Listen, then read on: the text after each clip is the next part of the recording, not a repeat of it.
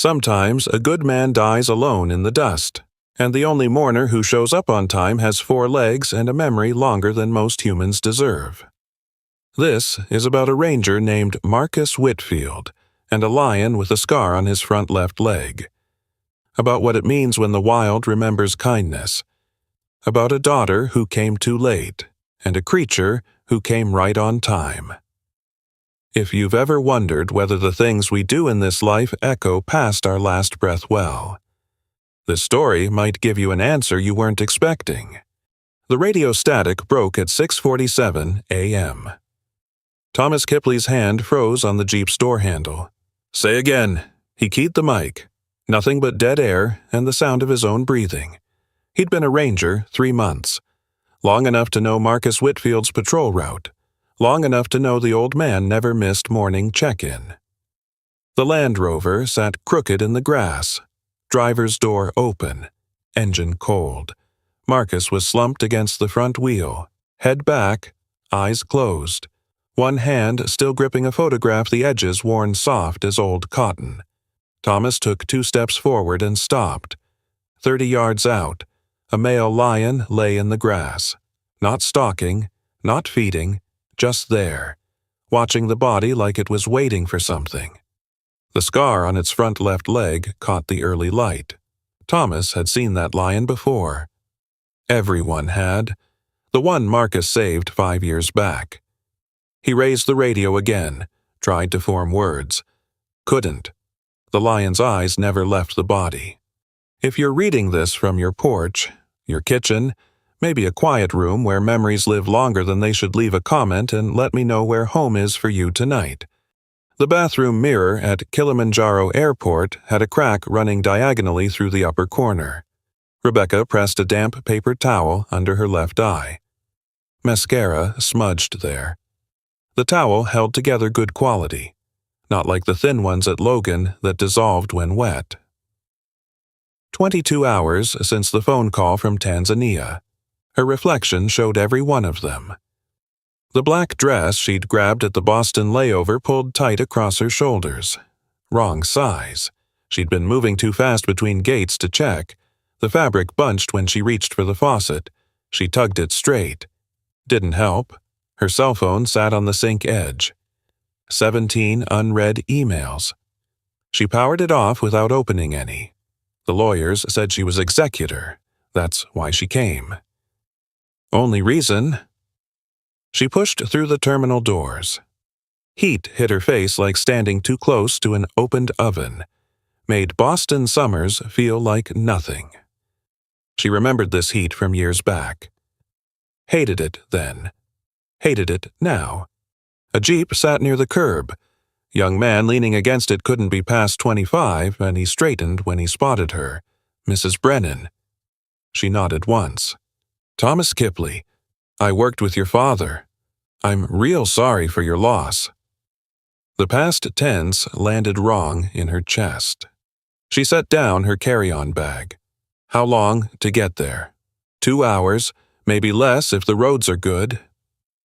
Her husband appeared from the terminal. Thomas Brennan. Wheeling both their suitcases, khaki pants pressed despite 18 hours in coach. His shirt didn't even look wrinkled. "This our ride." He stuck out his hand to the ranger. "Tom Brennan. Appreciate you driving out here." The ranger loaded their bags. Rebecca climbed into the back seat. The leather burned through her dress. She sat anyway, didn't shift.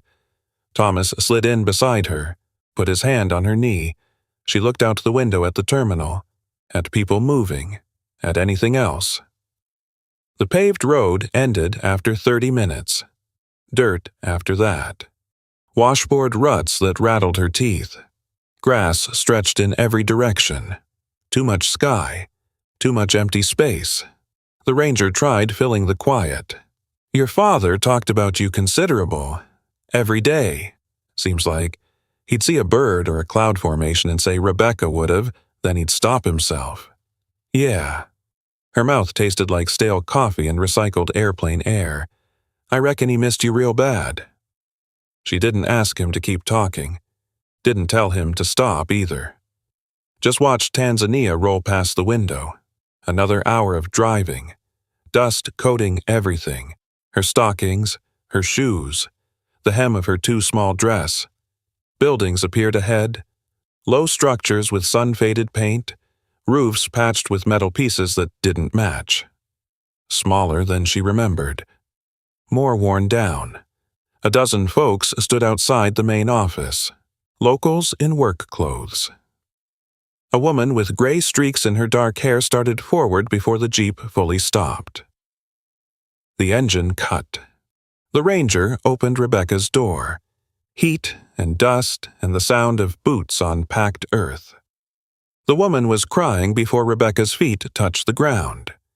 The woman's arms were already reaching before Rebecca could step back. Her heel caught the Jeep's rear tire. "Rebecca, I'm Grace Omondi. I ran the ranger operations with your father." Grace's voice cracked on the word father. She wiped her eyes with the back of her hand, waited with her arms still half extended. Rebecca's throat closed up. She forced words past it. "Where's his body?"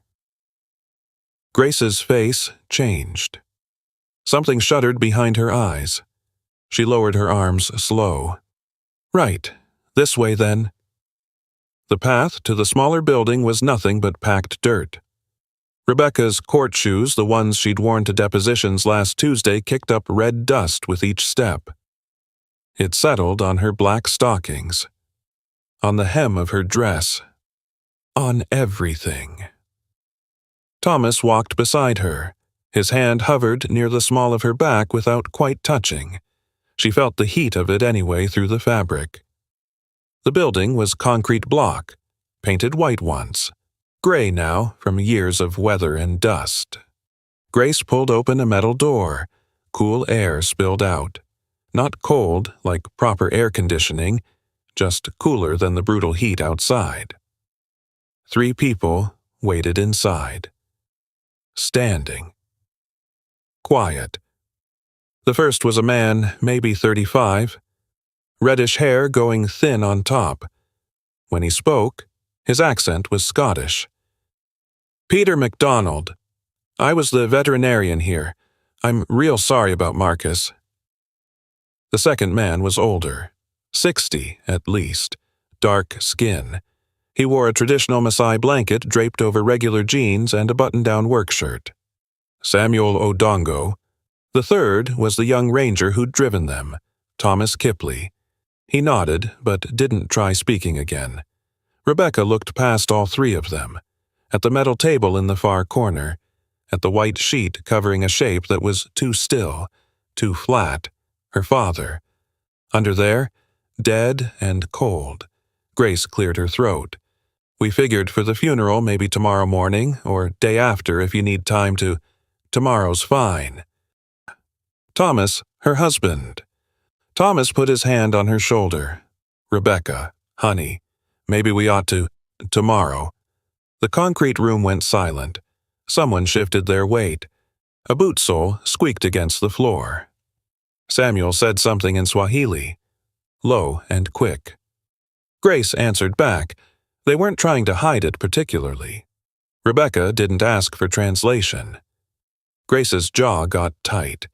She looked at Rebecca straight on. "He talked about you considerable. Every day he'd see something a bird taking off, a cloud, and he'd start to say, 'Rebecca would have liked that,' or 'Rebecca would have said,' and then he'd stop himself, like he knew he didn't have the right anymore." "Can I see his things?" Grace stopped talking mid-thought. She nodded. "The cabin's not locked. Never needed locks out here. I'll take you over." They walked back into the heat, past the main office building, past 2 long dormitory structures with rusted metal roofs, to a small single-room cabin at the compound's far edge. Tin roof. Wooden door hanging crooked on worn hinges. Grace pushed the door open. Didn't step inside. "We don't lock doors here," she said again. "Your father never saw the need." Rebecca thought, he couldn't lock me in anyway. Didn't stop me from leaving at 16. She stepped across the threshold. Thomas followed her in. Grace stayed outside on the small wooden step. One bed, corners tucked military tight, thin wool blanket. The pillow was folded at the foot. One desk, covered with spiral notebooks, different colors, stacked in uneven piles that looked ready to slide off. Shelves lined one wall, field guides with cracked spines, topographical maps, binoculars hanging from a bent nail, radio equipment, a coffee mug holding pens and a broken pencil. No photographs except one. It sat in a plain frame on the desk, right where he'd see it every time he sat down to write. Rebecca, at 7 years old, sitting on his shoulders, both of them laughing at something. Their kitchen in Boston visible behind them, the yellow curtains her mother had sewn. Before the cancer, before Tanzania, before everything went wrong. She picked up the frame. The glass was smudged with fingerprints. His fingers probably from touching it.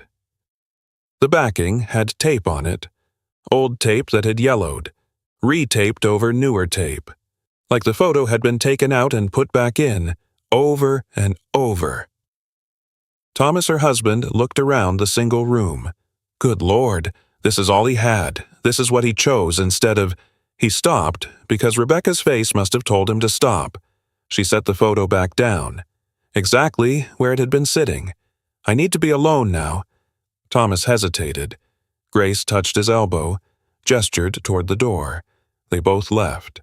Rebecca stood in the center of her father's room, listened to their footsteps fade, heard them talking outside in low voices, Thomas's voice rising slightly, Grace's staying level and firm.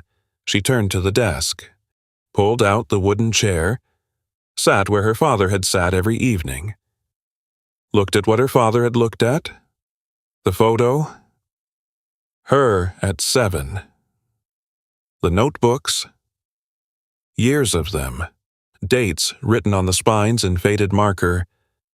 Outside, Thomas's voice got louder.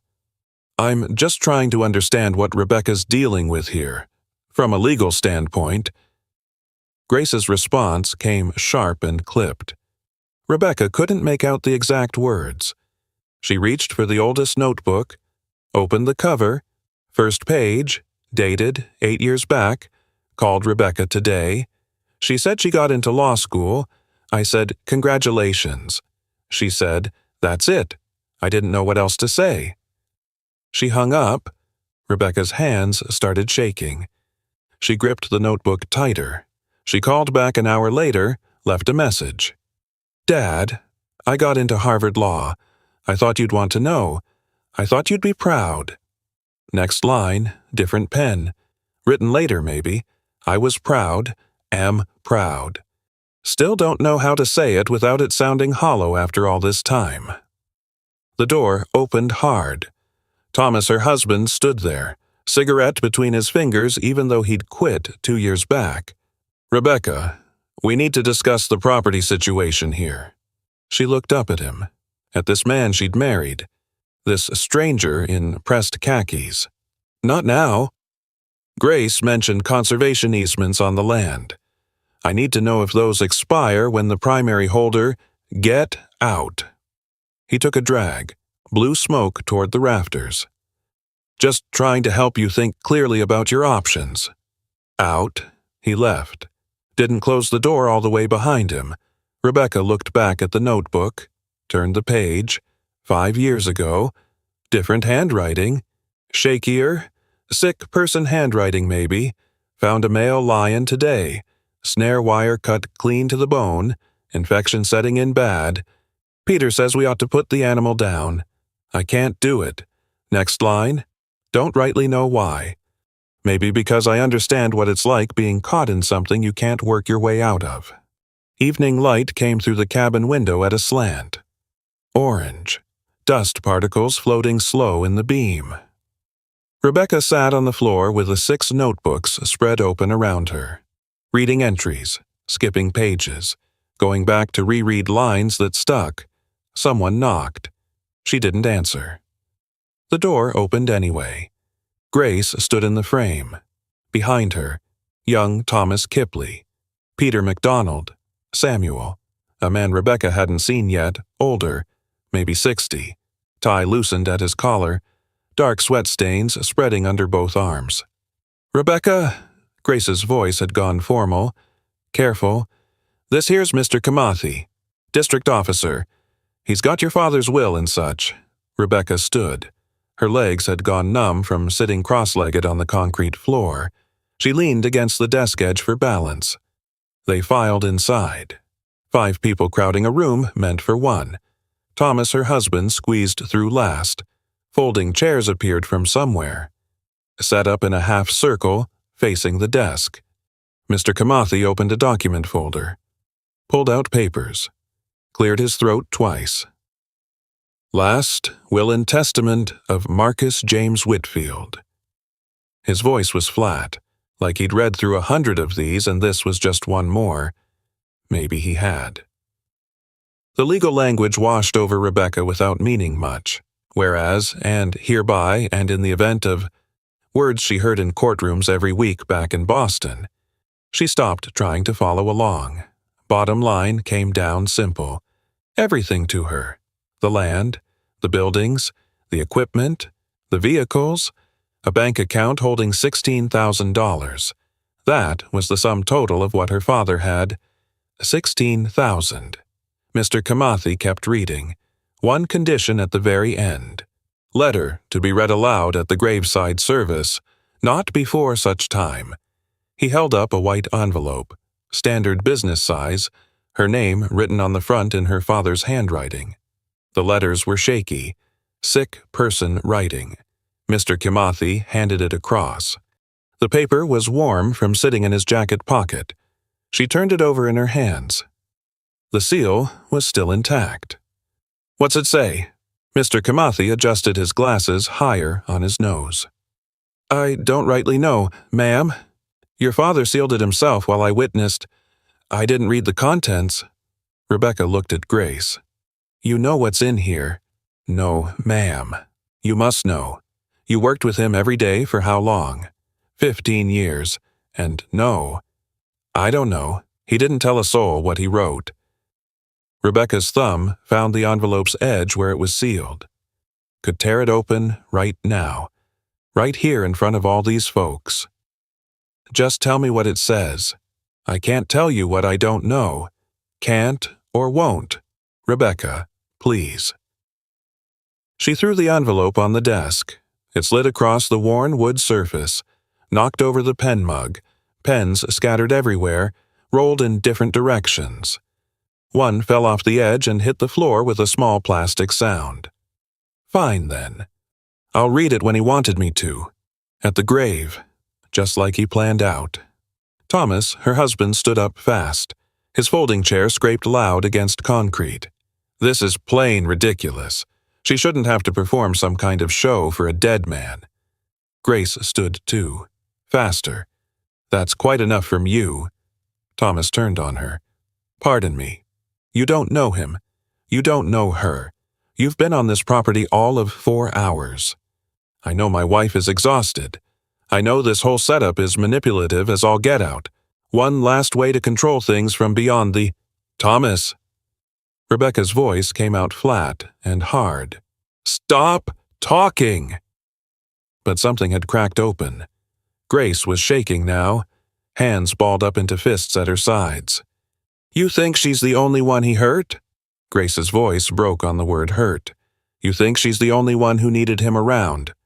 The room went dead silent. Mr. Kamathi looked down at his papers. Samuel studied the floor like something important was written there. Grace kept going. Facing Rebecca now. Tears running down her face, and she wasn't bothering to wipe them away. "My boy. 12 years old. Snake bite from a puff adder. Your father was 3 days out tracking poachers through the Northern Territory. No radio contact. By the time he got back to compound—" Her voice broke completely. She swallowed hard. Started again. "By the time he knew what happened, my Samuel was already in the ground." Rebecca's lungs stopped working right. Grace wiped her face now, rough, angry. And you forgave him for that? Didn't have much choice in the matter. He was the only one keeping this whole operation alive. The animals, the land, all of it. The bitterness in Grace's voice was something Rebecca recognized deep. Had been carrying that same weight for years herself. So, he abandoned everybody then? No. Grace stopped, drew a breath, tried again with a different tone. Quieter. He was sick. Rebecca. What are you talking about? Lung cancer. Got the diagnosis 6 months back. Maybe longer before he'd see a proper doctor. Wouldn't go till he couldn't hardly breathe anymore. The room tilted. Rebecca grabbed the desk edge harder. Grace's hands were shaking worse now. Diagnosis came back terminal. 3 months they gave him. Maybe 6 if he was fortunate. Maybe a year if he was real fortunate. He spent whatever time he had left writing that letter you just threw. You're lying to me. I'm not. He was sick and dying and he never— Why didn't somebody call me? Why didn't you— He asked me to call you. Grace's voice cracked again. 17 times I picked up that phone. He'd stand right there watching me dial the numbers. Then he'd say, "Stop." Said he couldn't bear it if you hung up on him one more time. The words hit like fists to the stomach. Rebecca couldn't get air into her lungs properly. Thomas, her husband, stepped forward. Now, hold on. That's not fair. You can't lay that on her shoulders like— Stop defending me. Rebecca didn't look at him when she said it. Rebecca, honey, everybody get out, right now. Nobody moved at first. Out. They left, one at a time. Mr. Kamathi first, gathering his papers, then Samuel, then Peter, then young Thomas Kipley ducking his head. Grace paused at the door. He tried. Rebecca. He was terrible at it. He failed more than he succeeded. But he tried. Get out of my father's cabin. Grace left, pulled the door shut behind her, quiet and careful. Thomas, her husband, was still standing in the corner by the bookshelf. You too. I'm not leaving you alone, like, get out now, or I swear. He looked at her hard. Something calculating moved behind his eyes. Then he nodded once. Left without another word. The door clicked shut. Rebecca was alone. She sat. Floor again. Pulled the oldest notebook toward her, across the concrete. 8 years back. First week. Rebecca called about law school. I said congratulations. She said, that's it. Didn't know what else was needed. She hung up on me. She flipped ahead. 5 years. Found the lion with the snare today. Wire cut clean to bone. Took 3 hours removing it. He didn't bite me once. Could have easy. He just looked at me, like he understood somehow. Next page. Same week. That lion trusts me because I was patient with him. Stayed calm. Didn't rush. I was never patient like that with Rebecca. Expected her to understand grief like a grown woman when she was just 12 years old. 3 years ago. Different notebook. The date of her wedding. She got married today. Found out through Facebook. Grace showed me how to look. Rebecca looked happy in the photos. The man looks stable enough. That's good. That's what she needs. Somebody stable. Same entry. Later, different pen like he'd come back to it. Tried calling to congratulate her. Hung up before it could ring through. What would I even say? Congratulations, and I'm sorry I wasn't there, and I understand why you didn't invite me, and I love you. All run together. She always hated my grammar. Rebecca's throat closed. 6 months ago. The diagnosis, doctor in Arusha says lung cancer. No surgery possible. Chemotherapy might buy 6 months. I said no thank you. He asked why not. I said what's the point of 6 months versus 3 if they're all the same kind of months? He didn't have an answer for that. 3 months ago. The date burned into her memory. The day she'd answered his call by accident, heard him say her name, hung up without speaking. Called Rebecca this morning. She answered. First time in over a year. I said her name. She hung up. Grace asked what I said to make her hang up. I said just her name. Grace said, "That's all you managed." I said that's all I got out before the line went dead. Next line down, bought a notebook just for writing the letter. Small one. In case I don't have much that needs saying. Next line, got 23 pages written so far. Reckon I've got too much to say after all. Rebecca closed the notebook, pressed both palms against her eyes until colored spots appeared. Her phone buzzed. She looked at the screen. Thomas, her husband, Thomas had texted someone. The screen showed a reply that had come through. Survey confirms copper deposits North Sector.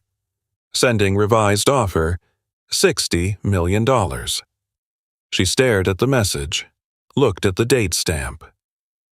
3 months ago. Same time, her father got his cancer diagnosis. Same time, Thomas claimed he'd never met Marcus. Same time, Thomas said he'd never been to Tanzania before.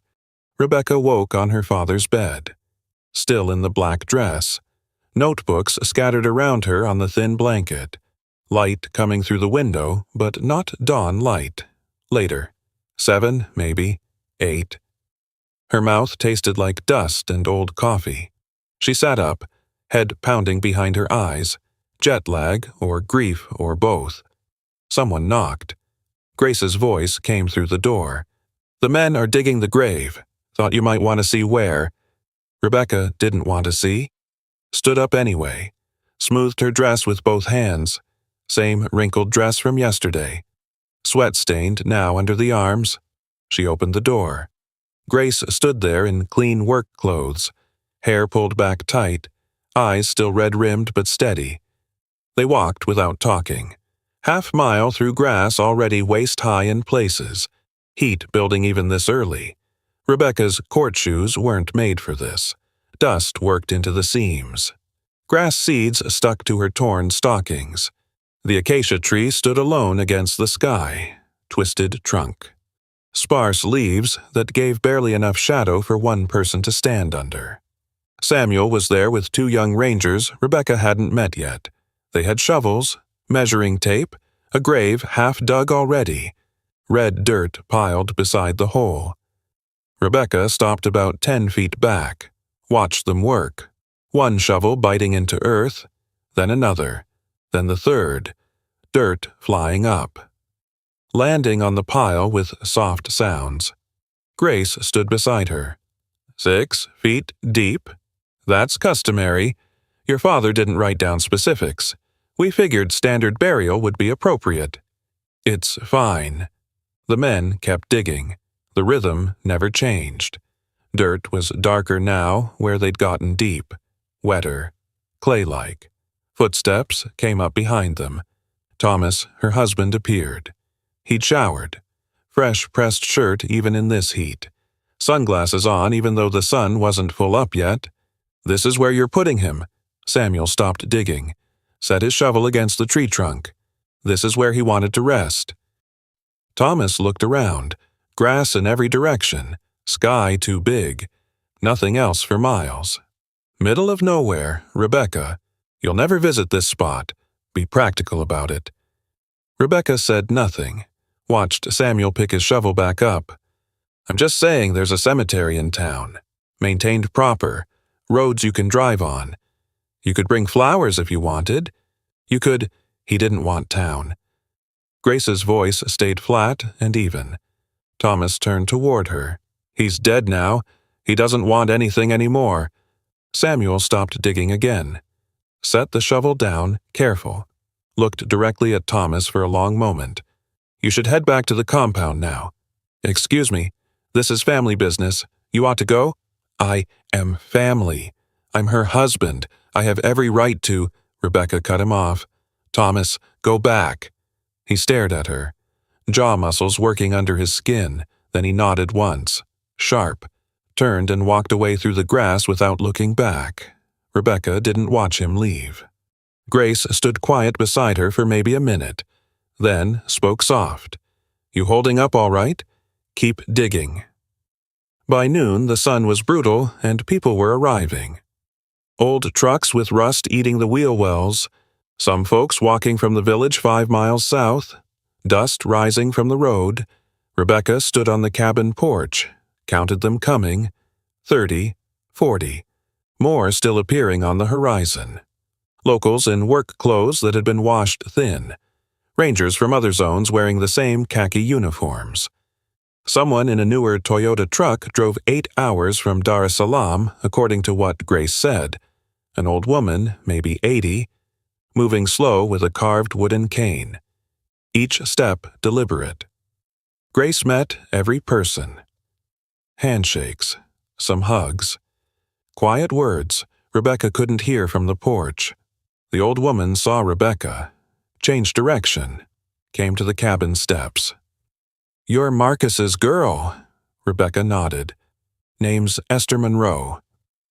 The woman's English was clear, careful with each word, with each. "Your father saved my grandson. Puff adder bite. Drove the boy to hospital himself. Stayed till dawn to make certain he'd pull through." "That's good. I'm glad it worked out." Esther studied Rebecca's face for a long moment. "You favor your mother considerable. He showed me pictures once." Rebecca's throat got tight. "He had pictures on his telephone.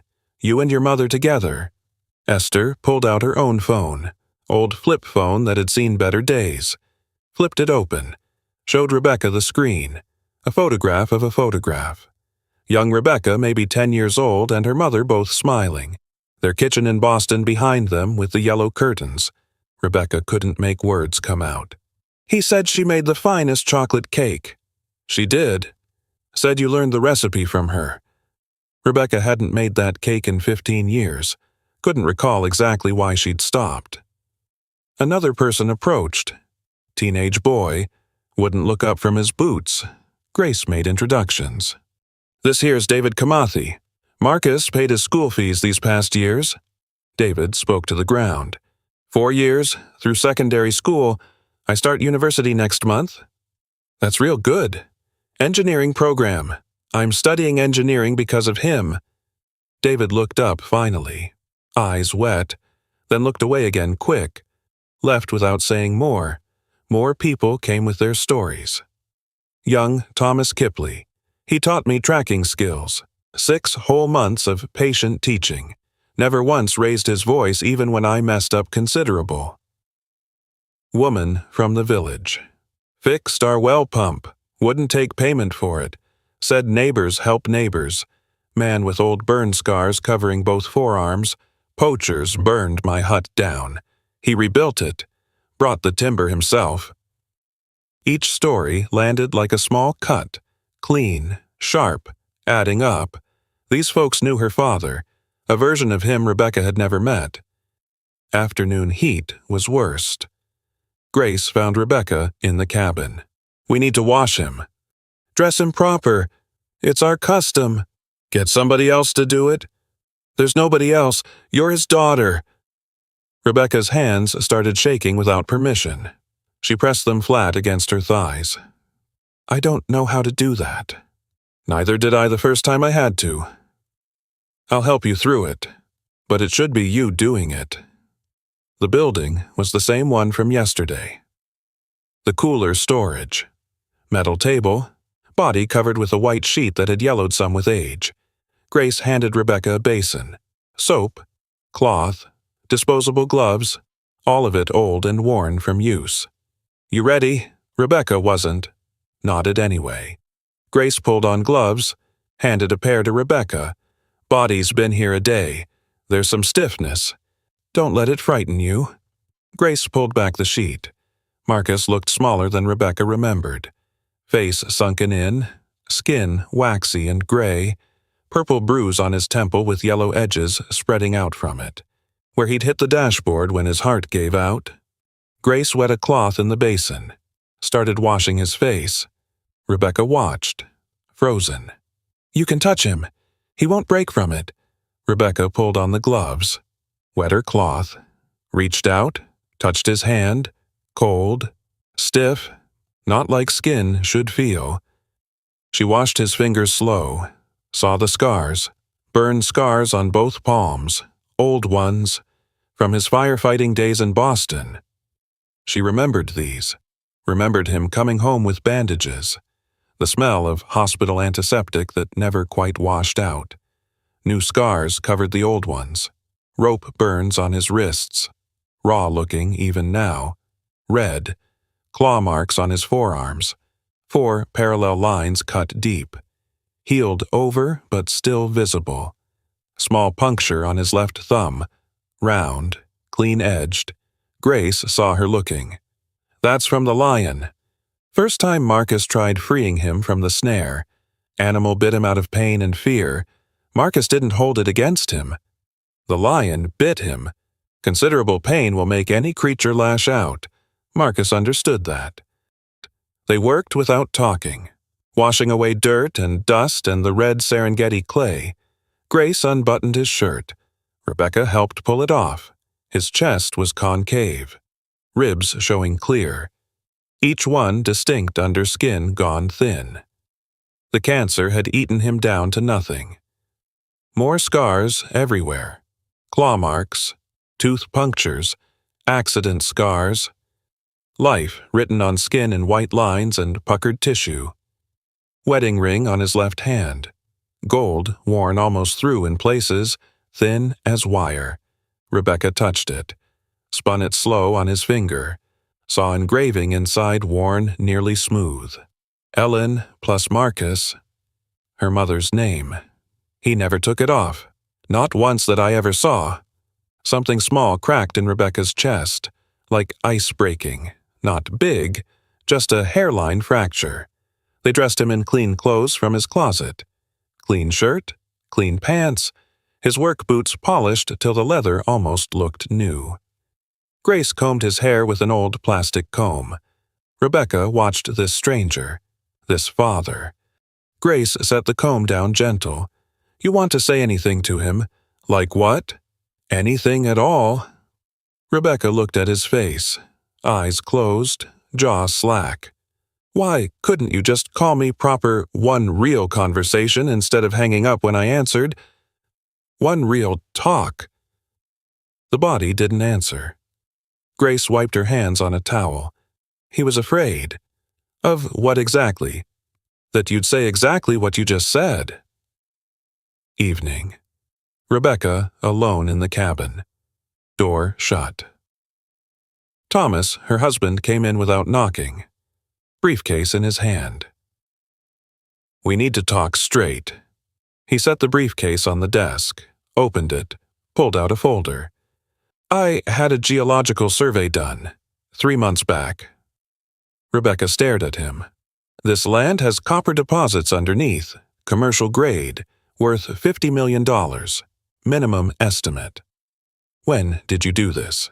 I came here to Tanzania, met with your father, showed him the survey numbers, explained how we could sell to a mining company, donate some to conservation elsewhere, keep enough to retire comfortable, fund actual science instead of, what did he say when you showed him?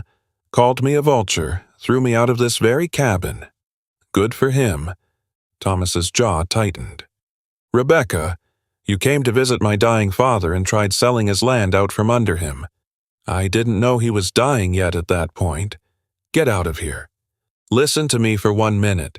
The mining company made a formal offer. $60 million. We signed the papers. We're set for life. We can fund real conservation, modern conservation. Not this broken down. This what? This thing my father built. This nostalgia project that's bleeding money. Thomas pulled contracts from the folder, set them on the desk. Be smart about this. He's gone. The money's real. We could retire, travel, fund actual research instead of leave my father's cabin. Just think it over. He pushed the contracts toward her. Sign these. We leave tomorrow morning. Start our actual life together. I said get out. He grabbed his briefcase, snapped it shut hard. Fine. I'll be at the dormitory when you're ready to be reasonable about things. Left, door banging against the frame. Rebecca sat down, picked up the contracts, read the first page, mineral rights, sale agreement, copper extraction, $60 million, Signature line at the bottom waiting for her name. She set them down, looked at the photograph. Her at 7 on Marcus's shoulders, opened another notebook, recent one, 2 weeks before he died, tried writing the letter again. Got 24 pages this time, tore them all up. Too much. She won't read 24 pages worth of excuses. Next page, saw the lion today. He's old now like me. Gray around his muzzle, moves slow, but still alive. Still here. I gave him that much at least. Next page. If I could do it all again different, I'd have called her the day Ellen died. I'd have said, I don't know how to do this. I'd have let her see me broken down. Maybe she would have broken down too. Maybe we could have healed up together. But I tried being strong instead. Tried holding it all together. Held so tight I disappeared completely. She kept reading, page after page, years of entries. Tracked the lion for 3 weeks. Wire infection spreading. Had to catch him, sedate him, remove the snare. Rebecca hung up on me again today. Same thing. Both trapped, both hurting. One I could help. Next entry. Same week. Lion's healing. Eating again. Rebecca's birthday today. She's 34. Sent a card. She'll probably throw it away without opening it. Another notebook. 4 years back. Lion brought his mate to the waterhole. She's pregnant. New life coming. Called Rebecca. Hung up before it could ring. What's the point anymore? Same week. The point is you keep trying. Even when it hurts. Even when you fail. That's what fathers do. But that's what I should have done from the start. Rebecca's vision blurred. She kept reading. Every page about the lion had a page about her. Every attempt to save the animal matched an attempt to reach his daughter. Every success with one. Every failure with the other. Last notebook, 3 months ago. After the diagnosis. Doctor says 3 to 6 months, maybe a year if I'm fortunate. Asked Grace to call Rebecca 17 times now. Can't do it myself. Can't handle her hanging up one more time. Can't die knowing the last thing I heard from her was the dial tone. Rebecca closed the notebook, looked at her phone, saw the text message from 3 months back, the one she'd seen in Part 4, Thomas asking someone about copper deposits, getting a reply with survey results. $60 million. The date on the message. Same day as her father's cancer diagnosis. She opened her call log, scrolled back 3 months, 17 missed calls from Tanzania, all from Grace's number. She'd ignored every one. Her father had tried, had asked Grace to try. 17 times.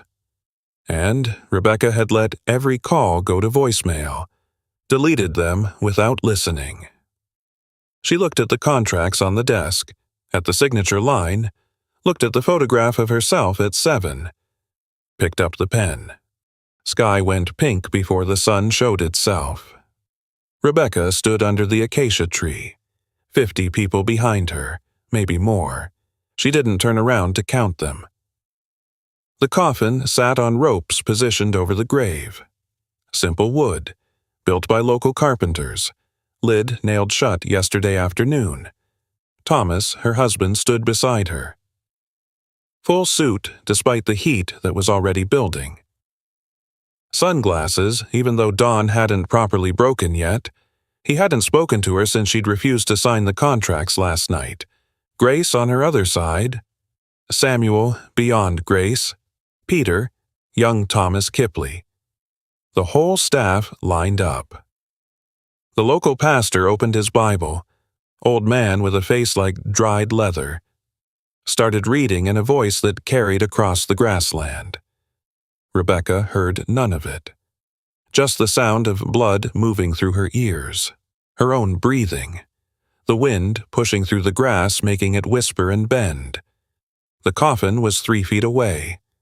Wood grain visible in the early light, her father inside. There. Cold and still and gone forever. Last words she'd said to him, 3 years back on the telephone. I'm busy right now, Dad. I'll call you back later. Never called back. The pastor was still reading. Psalms, maybe. Something about valleys and walking through darkness and fear. Rebecca's hands were shaking. She pressed them together, squeezed until her knuckles went white and bloodless. Thomas put his hand on her shoulder. She felt the weight of it, felt nothing else. Someone made a sound. Sharp breath drawn in quick. The pastor stopped mid-word. Rebecca looked up. 50 yards out through the grass, male lion, walking steady, limping on the front left leg, immediate reaction rippled through the crowd, people stepping back. A parent pulling a child close against their legs. Someone whispering something that might have been a prayer or might have been a curse. Thomas grabbed her arm hard. "Get in the truck right now." Rebecca couldn't move. Legs locked. Watching the lion come closer through grass that bent and sprang back up behind him. The scar was visible even from here. White line through tawny fur. Front left leg where the snare wire had cut to bone. Grace spoke to the rangers. Voice low but firm. "Don't shoot. Nobody move a muscle." Young Thomas Kipley had his hand resting on his rifle. "Grace, ma'am, I said don't." The lion kept coming, not stalking low, not hunting, just walking, direct line toward the coffin. Thomas, her husband, hissed in her ear. "That thing's going to attack. Rebecca, move right now." "He's not attacking. It's a wild animal. It could kill everyone here. Move." "Look at him proper." The lion's ears were forward, tail low and relaxed. No crouch in his spine. No tension across his shoulders. People were moving aside now, making a path. 5 feet, 10 feet. A corridor opening through the crowd. The lion walked through without looking at anyone, eyes fixed only on the wooden coffin. Reached it. Stopped. 10 seconds passed. 20. Just standing there. Then the front legs folded under him, back legs lowering, whole body settling to the ground. He rested his head on his front paws, against the coffin's wooden side, eyes closing slow. Nobody breathed. Rebecca's vision blurred, tears coming before she knew she was crying. Silent. Just water running down her face, cutting tracks through the dust there. Thomas, her husband, whispered harsh. "Somebody needs to do something. This is insane. Quiet." Her voice came out rough. "Rebecca, for heaven's sake." "I said, be quiet." The lion's ribs expanded, contracted, breathing steady, in and out, regular and calm as sleep. 60 people standing frozen, nobody moving, nobody speaking. Bird calls somewhere in the distance, wind through the dry grass. Nothing else. Rebecca counted the lion's breaths without meaning to. Lost count somewhere past 30. Grace's whisper barely made sound. "He came to say goodbye, say." Samuel spoke next, first in Swahili, then English for those who needed it. "Marcus told me last week, said the lion will know. When I'm gone, he'll come. We figured it was the sickness talking, making him confused. But I've been tracking these lands 40 years. Never seen anything like this. Not once." Rebecca wiped her face. Tears kept coming anyway. The lion opened his eyes, turned his head, looked straight at Rebecca. 5 seconds of eye contact. Direct, unblinking. She saw something there. Recognition, maybe. Memory. Something. Then the lion stood. Slow. Joints stiff like an old man getting up from a chair. Old and gray and scarred. Turned away from the coffin. Started walking. 10 steps, 20, 30. Stopped. Lifted his head toward the sky. Roared. The sound came up from underground, from bedrock, vibrated in Rebecca's chest, in her teeth, in the bones of her spine, echoed off the scattered acacia trees, off the distant hills, off the sky itself. From the grass beyond. Answer, another roar. Female voice, higher pitched, but just as strong. Then another, then younger voices. Cubs not quite grown, learning the sound. Lions emerging from the grass. 2 females. 3 cubs nearly adult-sized, another male younger than the scarred one. No gray in his mane yet. They came to the old male, formed a line beside him in the grass. He roared again. They roared with him. 7 lions. Roaring at the grave, at the morning, at the sky going gold and red. Rebecca's knees went weak. Grace caught her elbow, held her steady. The roaring stopped.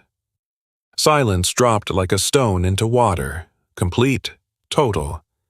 Even the wind seemed to hold still. The pride turned as one, walked into the tall grass, single file. The old scarred male, last, gone. Nobody moved. Nobody broke the quiet. The pastor tried finding his place in the Bible, couldn't manage it. Gave up, closed the book. He looked at Rebecca, held out the white envelope. There's a letter needs reading. Everyone watching now. Rebecca's hands wouldn't stay steady. She took the envelope, tried tearing it open, fingers not working right, not cooperating. Grace touched her arm gentle. Want me to read it for you? Rebecca shook her head, tore the envelope, paper ripping, pulled out the letter inside, lined notebook paper, torn edge where it had been ripped from the binding. His handwriting, shakier than the envelope, worse. Sick person writing, dying person writing. She tried reading silent to herself, couldn't. Her voice came out without her choosing it. Rebecca. Her voice cracked hard. She swallowed, started over. You came. The words were simple, short, like he'd struggled with each one. Didn't think you would. Her throat was closing. She forced it open. Not saying sorry. You know what I did. Breath coming hard now, irregular. Telling you why I stayed. Tears hitting the paper now, smudging the ink. Your mom died. Forgot how to be a person. She could barely see the words anymore. Tried being your dad. Couldn't do it. Someone behind her was crying. She didn't turn to see who. Came here. Thought I'd heal. Her voice was breaking completely. She pushed through anyway. Didn't heal. Got better at being alone. The paper shook in her hands. The lion saved him because couldn't save anything else. She stopped. Couldn't continue. Grace put a hand on her back. Light pressure. Steady. Rebecca read the rest, voice barely above a whisper. Not your mom. Not you. Not me.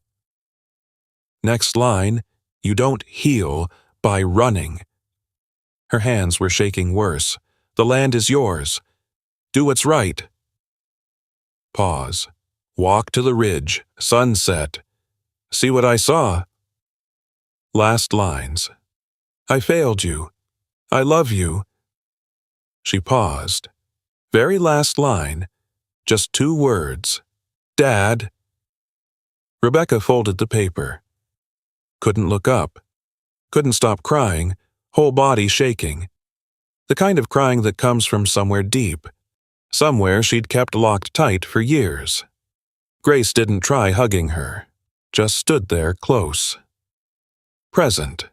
The men moved to the ropes. Started lowering the coffin down into red earth. Slow. Hand over hand.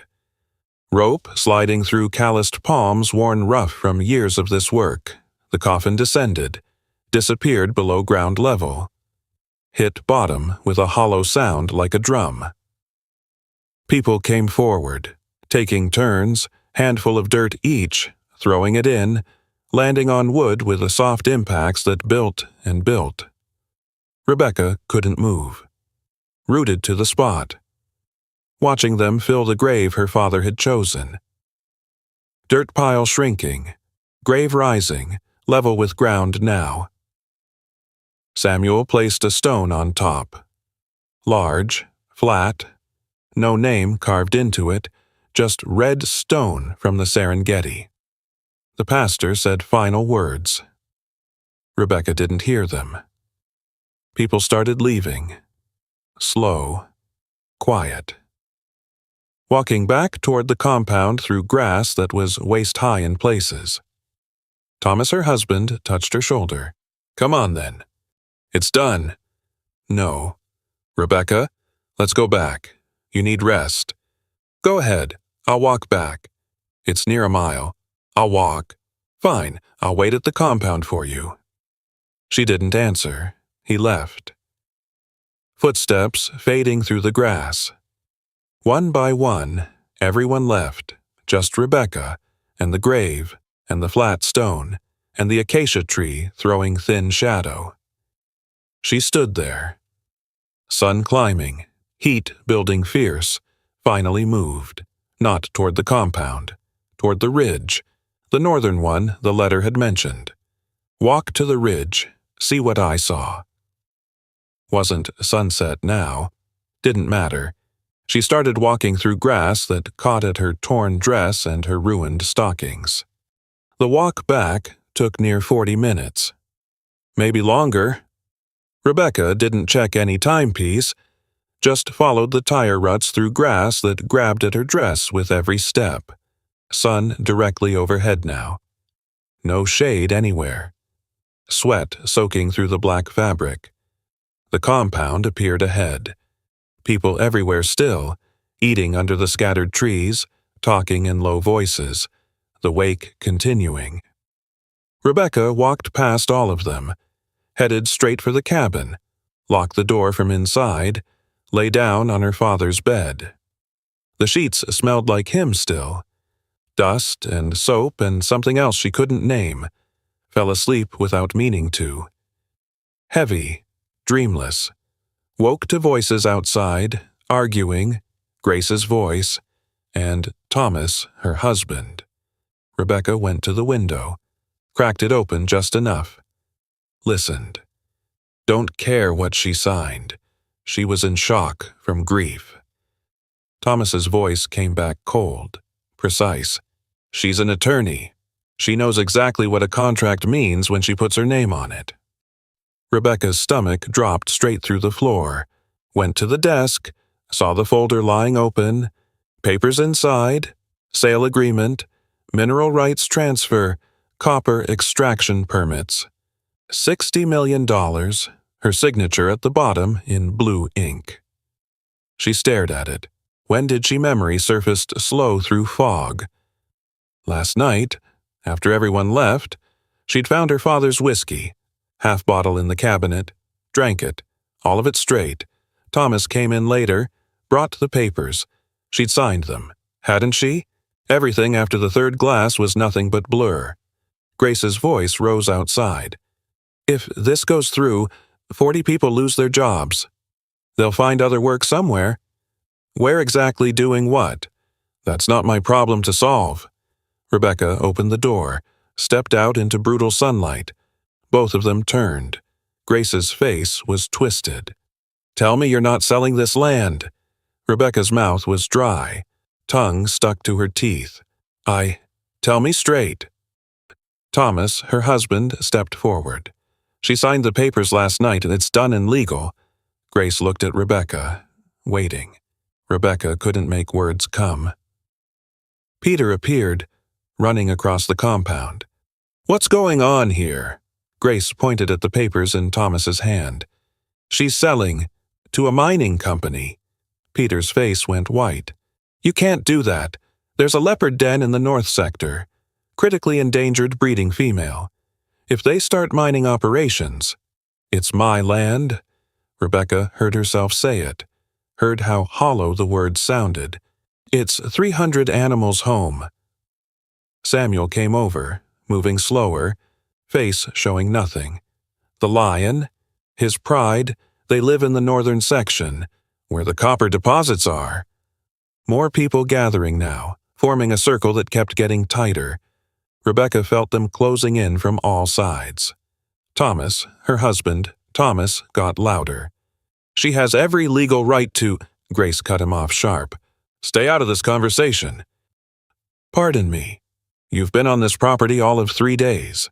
You don't get a vote in this. I'm her husband." "Then act like it. Tell her this is wrong." "Wrong. It's $60 million.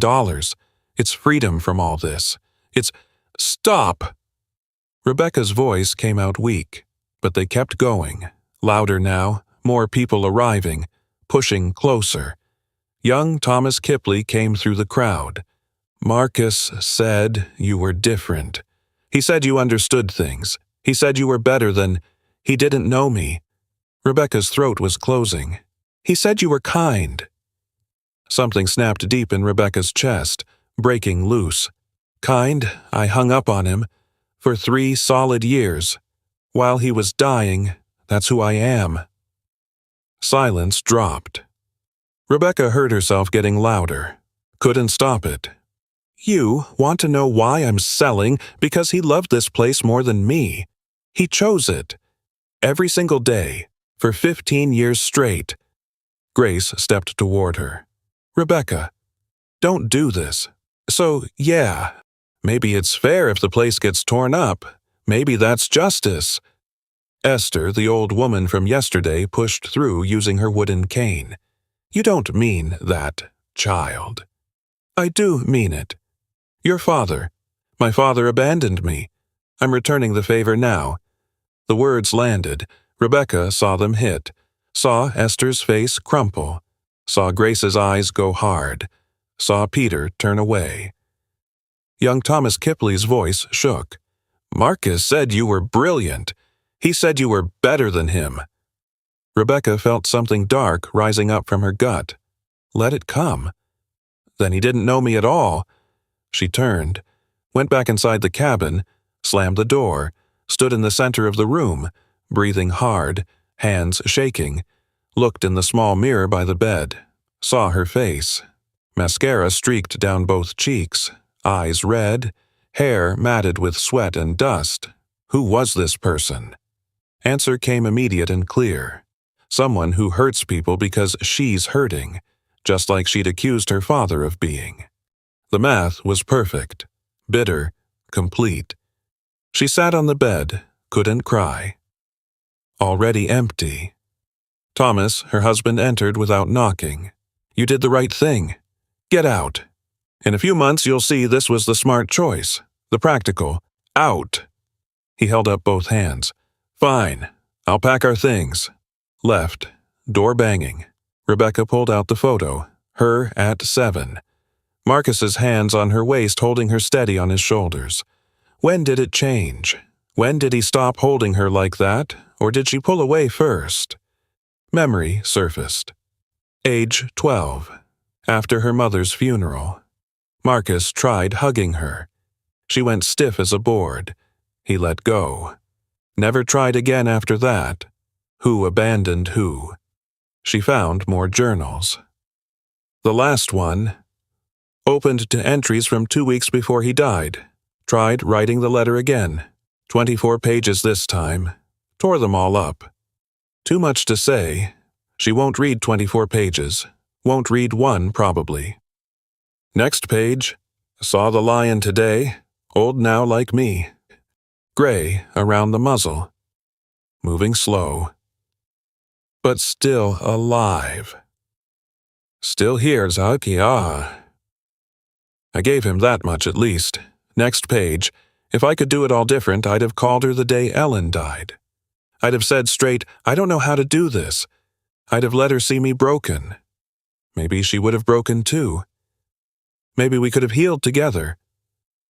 But I tried being strong. Tried holding everything together.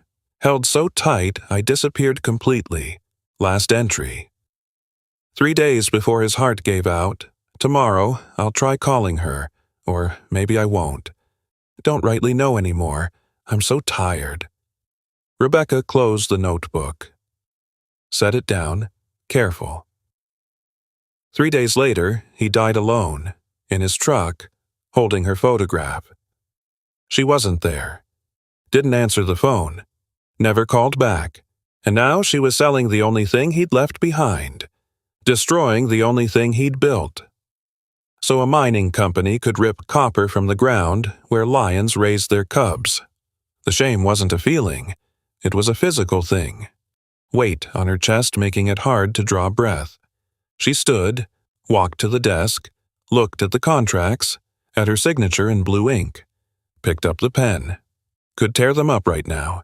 Could refuse to follow through, but Thomas was right. She'd signed them, legal and binding, and part of her, the honest part, wanted this, wanted to hurt him back, even dead, even gone.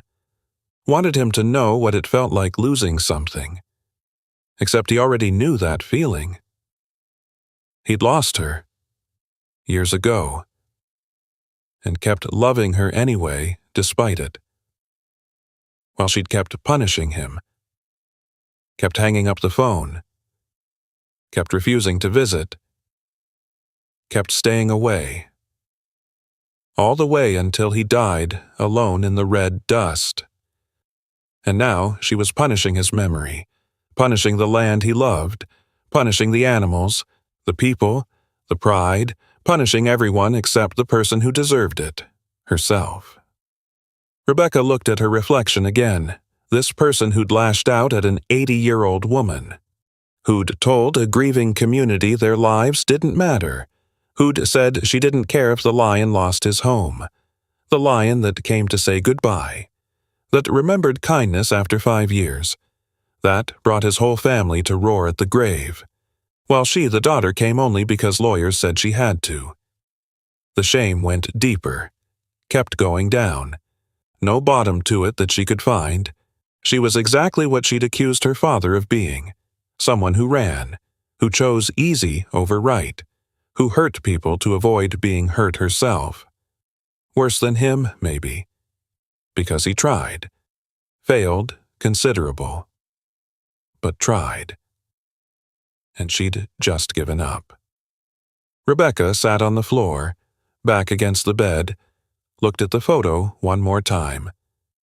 That little girl, 7 years old, laughing on her father's shoulders. What would that girl think of who Rebecca became? The answer made her close her eyes. Outside, voices, Thomas, her husband loading bags in the truck, engine starting, revving. He was leaving now, going to wait for her somewhere in town, expecting her to follow along. She didn't move. The engine faded, drove away down the dirt road. She was alone. Just her and her father's things and the weight of what she'd done. The contracts sat on the desk, signed. Legal? Done. $60 million for destroying everything he'd built. Rebecca pressed both palms against her eyes. Pressed hard, but couldn't unsee what she'd seen in the mirror. Couldn't unknow what she'd become. 5 a.m. Rebecca lay on the floor. Couldn't close her eyes. Every time she did Dad's face, the lion's face, Grace's face, Esther's face crumpling when Rebecca said those words. The letter's words wouldn't leave her alone. Walk to Northern Ridge, sunset, see what I saw. Had to see what made him stay. Had to understand before she destroyed it completely. She stood. No plan. Just couldn't lie still. 5 a.m. wasn't sunset. Didn't matter. She grabbed the flashlight from the desk, opened the door. Compound was dark. Silent. Nobody awake to stop her. The gate stood open. Still no locks. Rebecca walked into the grassland. Flashlight beam bouncing. No path she could see. Just grass. Waist high. Higher in places. Started walking north, toward where the ridge ought to be. Stupid. Dangerous. Lions hunted at dawn. Everyone knew that. Part of her thought, let them. But she kept walking. 90 minutes of walking through darkness turning gray. Grass caught her dress, tore it worse. Thorns she couldn't see ripped her stockings. She stumbled twice, caught herself on her hands. Palms scraped raw on rocks, her legs burned, calves cramping. 42 years old, corporate attorney who sat in chairs all day. Body not built for this, breath coming hard, ragged, had to stop, bent over, hands on knees, waiting for the cramping to ease. Sky started changing, gray to pink. Dawn coming. Her dress was soaked through with sweat, stuck to her back, her arms, hair matted down against her skull. The ridge appeared ahead, dark line against the lightening sky. She climbed. Legs shaking now, each step harder than the last. Reached the top. Breath sawing in and out of her lungs, turned off the flashlight. Waited. Sky went pink, then orange, then gold. Serengeti spread below forever. No end to it. Grass moving, like water, like ocean. Animals in the distance, hundreds, maybe thousands. Too far to identify.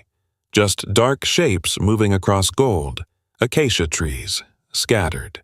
Ancient, twisted. Beautiful in a way that hurt. The sky was too big. Made her feel small. Made everything feel small. This is what he saw, every night, for 15 years. Not escape, not running. This, Rebecca sat. Legs gave out, just sat on red dirt and watched. Understanding came slow, like sunrise, gradual. He didn't stay here instead of her. He stayed here because this was bigger than pain, bigger than grief, bigger than one broken man and one angry daughter. Not minimizing the pain, not ignoring it, just remembering he was part of something that kept going.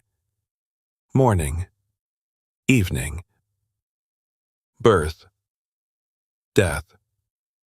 All of it. He couldn't hold his grief and his daughter at the same time. So he held this. Wrong choice. Human choice. But not the choice she'd thought it was. Movement in the valley below. Rebecca looked. The pride. Lions. Waking up. Stretching. The old male stood, shook his mane. Cubs tumbled over each other. Play fighting. Life. Just life. Continuing. Rebecca pulled her knees to her chest, wrapped her arms around them, felt something like peace, or the memory of peace, or the possibility of it. Footsteps behind her. No, not footsteps. Padding. Soft. On dirt. Rebecca turned. The lion.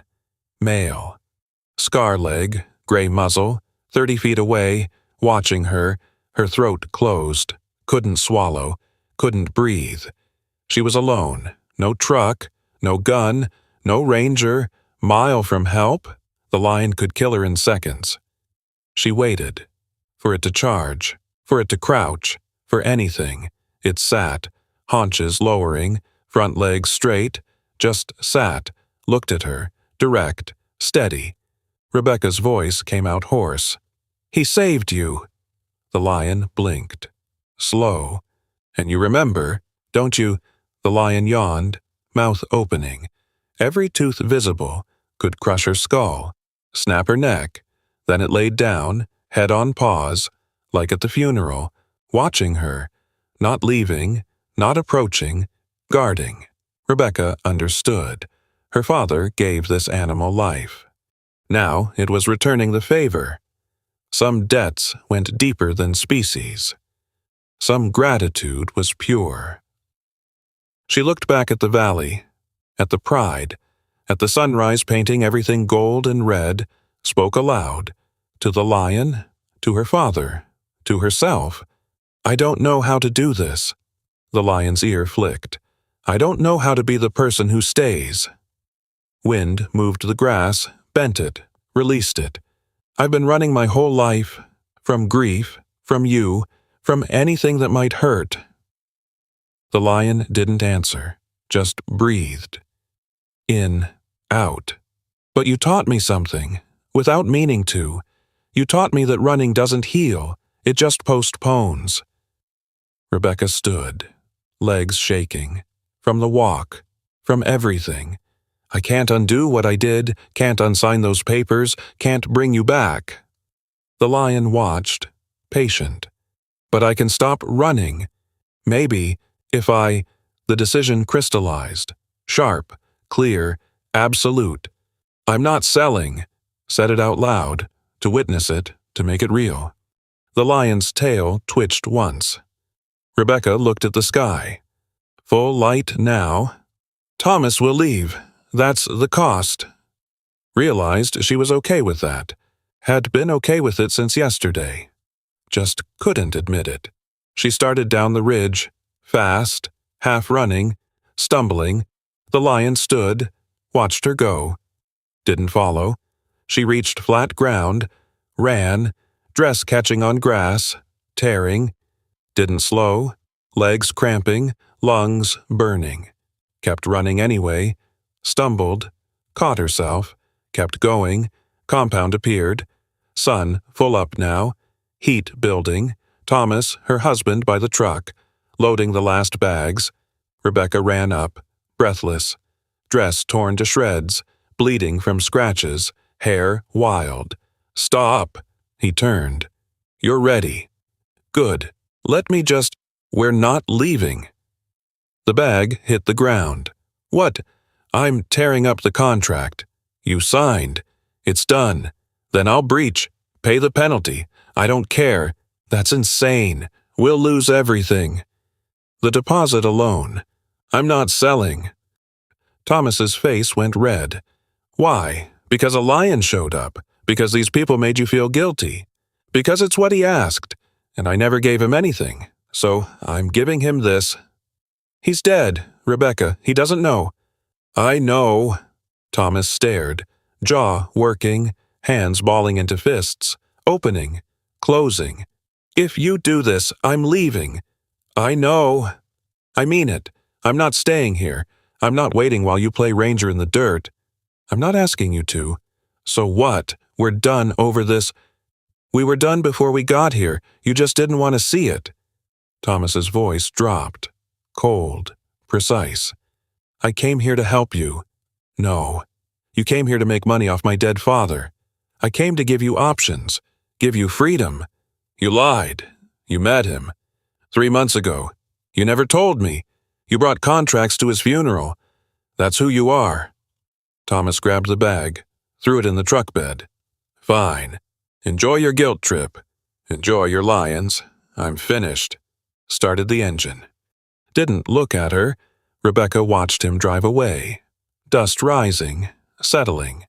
Grace came out of the office, stood on the porch, watching. Rebecca walked over, stopped at the bottom step, legs barely holding her up, swaying. I'm not selling. Grace's face didn't change. The contracts are signed. I'll breach, pay whatever I have to. That could be millions. Then it's millions. Grace studied her. Long moment, then nodded once. Okay. I'll call the lawyer, see what we can do. Rebecca's legs almost gave out. She grabbed the porch rail. Grace came down, stood in front of her. You look like you walked through hell. I walked to the ridge, the northern one, saw the sunrise. Grace's eyes softened. And I understand now why he stayed. Good.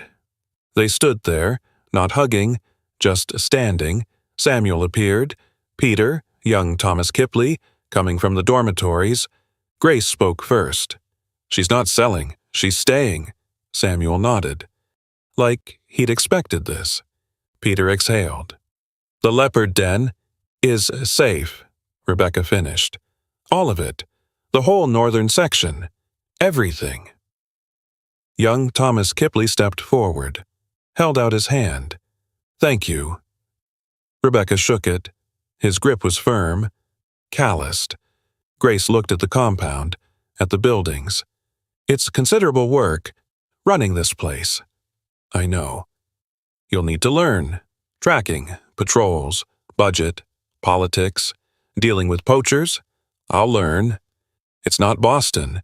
No courtrooms, no depositions. I know. Grace almost smiled. Almost. Your father would want you to decide for yourself, not for him. Rebecca nodded. I'm deciding for myself. Why? The question hung. Real. Important.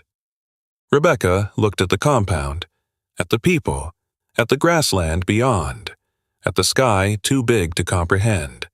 Because I'm tired of running, and this is what stopping looks like.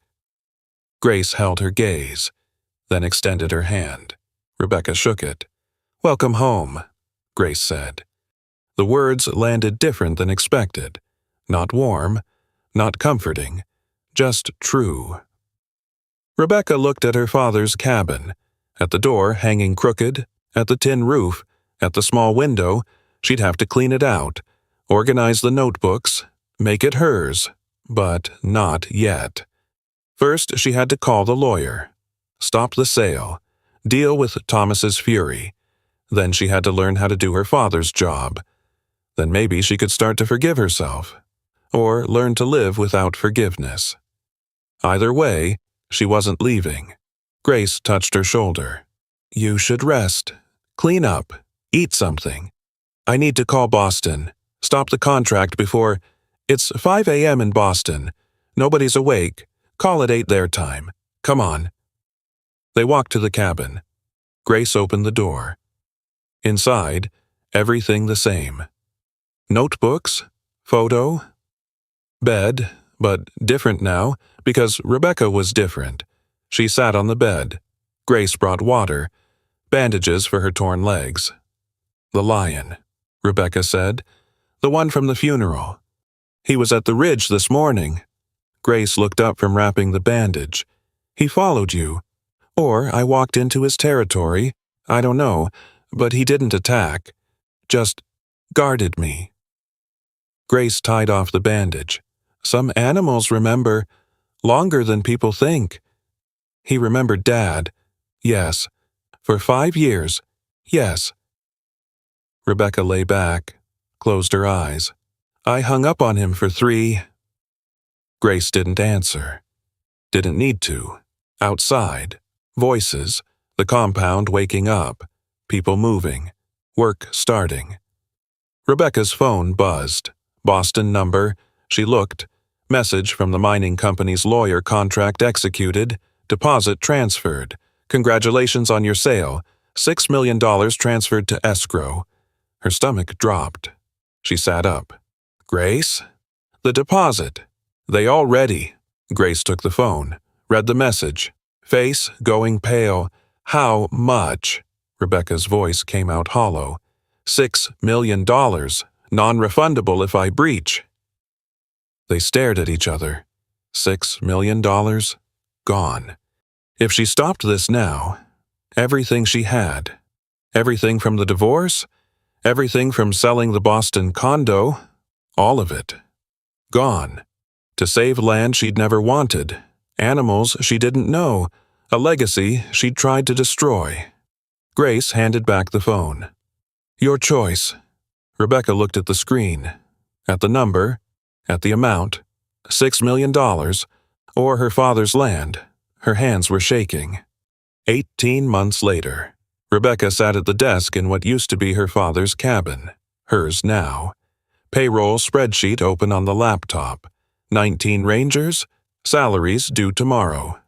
She ran the numbers again. $43 short. She pulled open the drawer, found 2 20s and a 5 wadded in the back, added them to the cash box. Problem solved. For now, outside voices. Grace teaching the new recruits about radio protocols. Samuel's deeper voice correcting someone's Swahili pronunciation. Peter's laugh. The compound looked different. She'd painted the office, cream instead of gray, fixed 2 dormitory roofs, metal patches still mismatched but watertight, solar panels on the main building, Took 3 grant applications to get those. Worth it. Her phone sat silent on the desk. Boston number blocked. Thomas's lawyer stopped calling after the 3rd month. Divorce papers came last week. Signed, filed, done. He got the penthouse. She got this. Fair trade. The legal battle took 18 months. $6 million for the deposit breach. Mining company threatened environmental lawsuit. Grace found evidence they'd surveyed without permits, which helped negotiate down.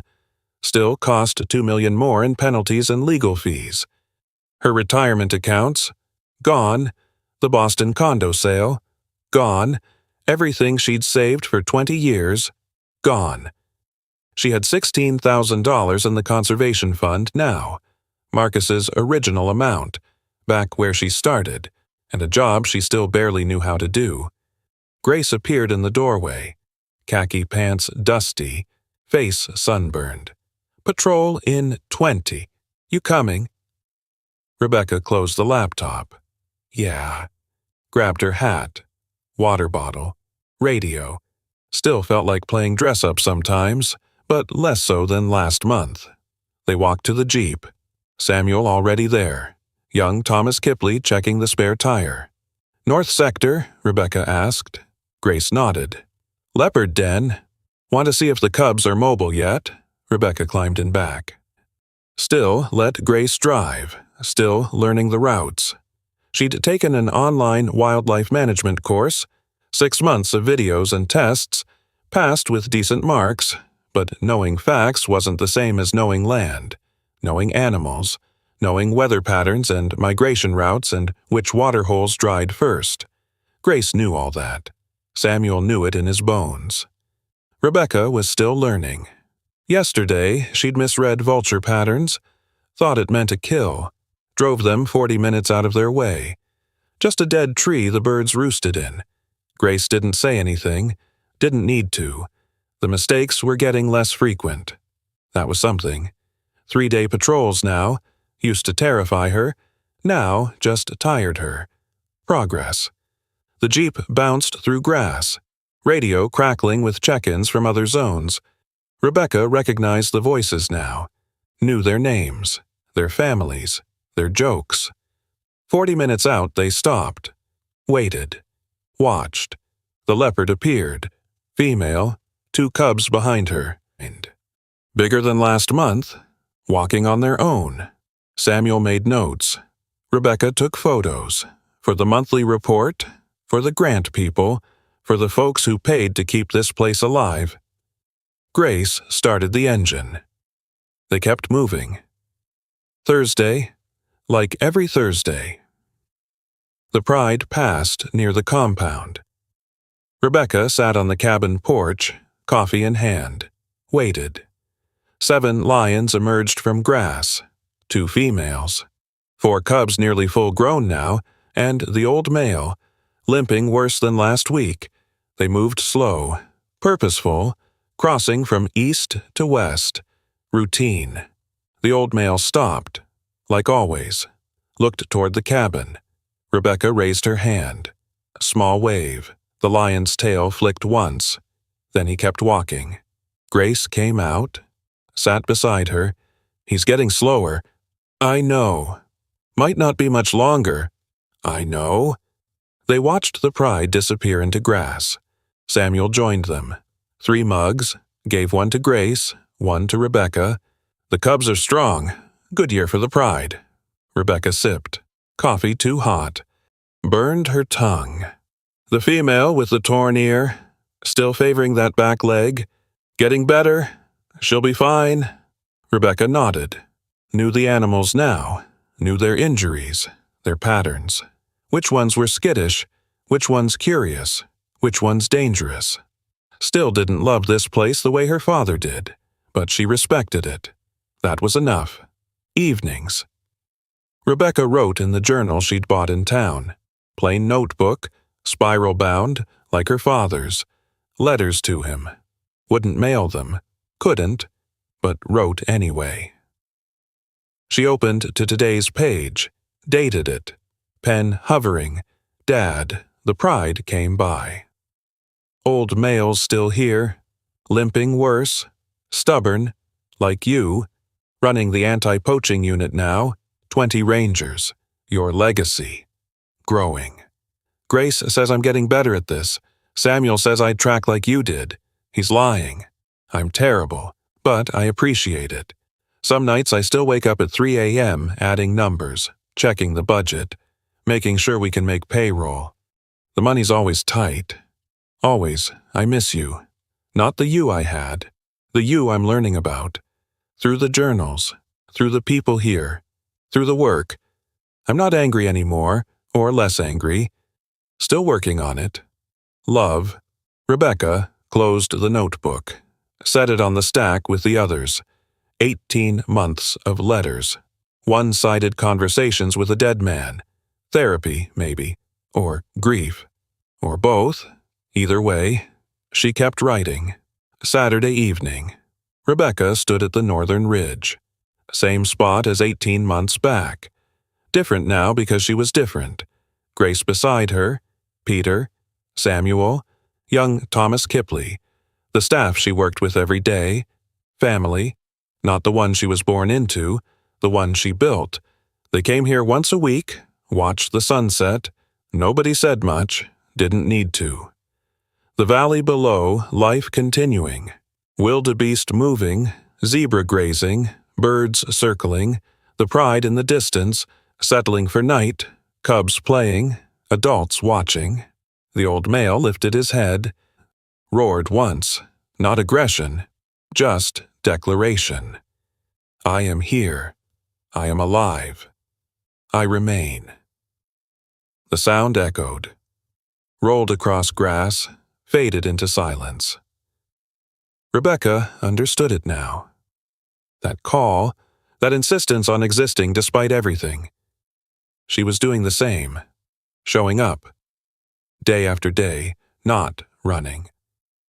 Grace's hand on her shoulder, brief, gentle. You good? Yeah. I'm good. And meant it. The sunset was gold, red, purple bleeding into blue. Same sunset her father saw, every night, for 15 years. Rebecca got it now, why he stayed. Not instead of her. He just couldn't figure out how to hold both. The grief and the wonder, the daughter and the work, the past and the present. She was learning to hold both. The father she lost and the legacy she found, the pain and the purpose, the anger and the peace. Not easy, not clean, not solved, but possible. Sun dropped below horizon. Light fading, stars appearing. They walked back, together, through grass, through darkness. Rebecca didn't need the flashlight anymore. Knew the path, knew the sounds, knew which shadows moved and which didn't. The compound lights appeared.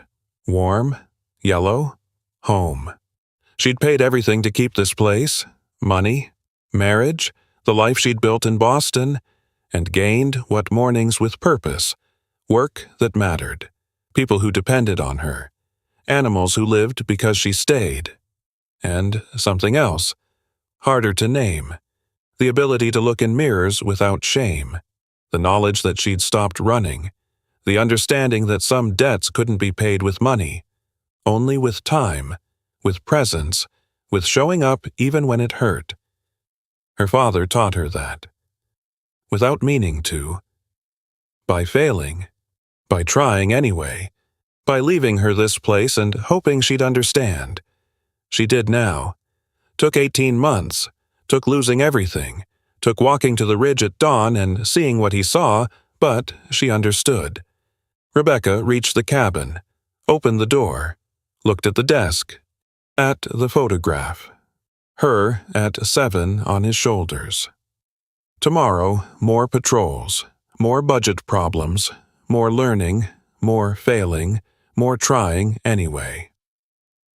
Tonight, rest. She lay on the bed, closed her eyes, heard lions in the distance, calling to each other, declaring themselves, and fell asleep to that sound, the sound of wild things refusing to disappear, refusing to give up, refusing to run. Just like her, some stories sit heavy after they end.